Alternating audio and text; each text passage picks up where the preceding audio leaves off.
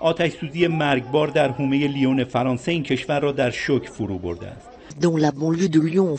حوالی ساعت 3 صبح یک آپارتمان مسکونی 7 طبقه در حومه شهر لیون دچار آتش سوزی مهیبی شد که در اثر آن دست کم 10 نفر از جمله 5 کودک جان خود را از دست دادند و 19 نفر زخمی شدند. حال چند تن از زخمی‌ها وخیم گزارش شده است.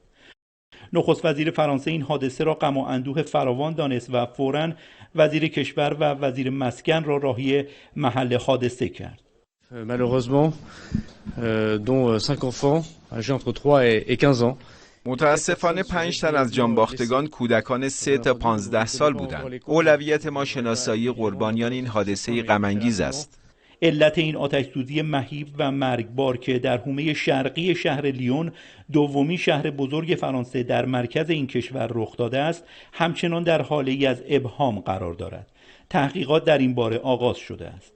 به گفته دادستانی فرانسه تمام فرضیه‌ها به ویژه جنایی بودن درباره این حادثه مرگبار مطرح است. شهسوار حسینی، خبرگزاری صدا و سیما، پاریس.